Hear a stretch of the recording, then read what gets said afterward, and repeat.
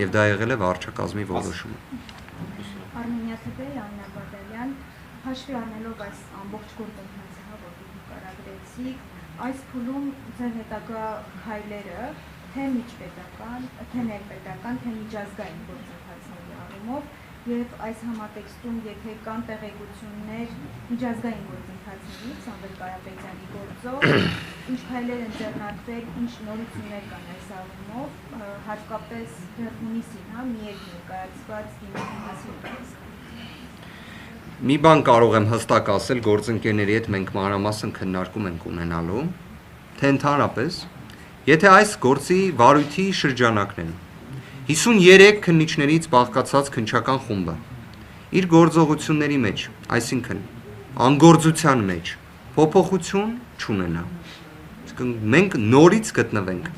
դռնփակ, գաղտնի նախաքննության աբսուրդի պայմաններում եւ նորից ներկայացվի միջնորդություն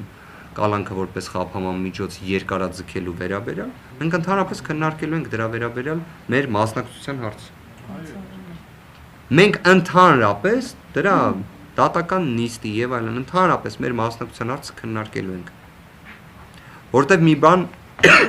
հստակ եմ ուզում ասել։ Հայաստանի Հանրապետությունում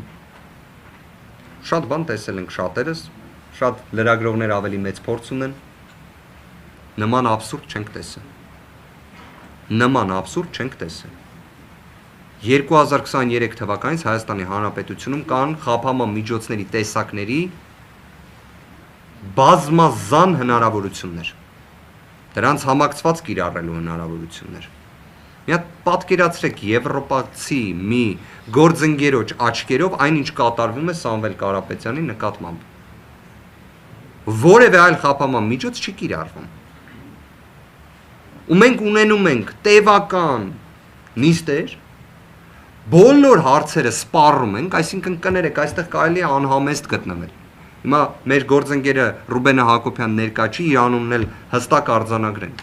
Բոլորով դատական նիստի ընթացքում քննիչին թե հարցադրումներով, դատախազին թե հարցադրումներով, թե ներկայացվող տվյալներով, որտեղ մենք կարելի ասել 53 քննիչներից բաղկացած քննչական խմբից ավելի շատ գործողություն են կարողանում անել, կալանքի նիստի ընթացքում էլ այդ ամենը ներկայացնել։ Դրանից հետո եթե իդեպ նայում ենք քրեական դատավարության օրենսգիրքը ինչ է ասում է պետք է դատավարությունը լինի մրցակցային։ Մրցակցային տրամաբանությունը դա է։ Իսկ կողմերի հավասարության պայմաններում ոնց է ստացվում, որ այդքան բոլոր հնարավոր փաստարկները հերքելու պայմաններում բոլոր հնարավոր փաստարկները հերքելու պայմաններում ունենում ենք միշտ նույն իրավիճակը։ Դրա համար այս հանգամանքը եւս խնդրում եմ հաշվի առնեք։ Եվ խնդրում եմ ձեզ, իսկապես, եթե դուք մի հնարավորություն ունենաք, դիմում ենք ձեզ, խնդրում ենք ձեզ, առիթ ունենալու դեպքում պահանջեք թող նախաքննական գաղտնիքին վերջ տան։ Կամ գործ ուղարկեն դատարան կամ կարճեն, դրանով մենք իրավիճակի փոփոխություն ունենանք։ Հակառակ դեպքում ոնց արձանագրեցինք գործընկերներով։ Հունվարին է լրանում այս խափանման միջոցի ժամկետը։ Քննարկման առարկա կդարձնենք, ընդհանրապես մասնակցելու ենք դրան թե ոչ։ Եթե չփոխվի իրավիճակը, փաստաբանը Մենք մեր դիրքորոշումը ներկայացրեցինք, դրան հետո առանձին անդրադարձ կկատարենք։ Ես ձեզ բացահայտեցի մեր քննարկումների մի հատվածը։ Կներեք, մի հատ նաև ստեղ լսենք։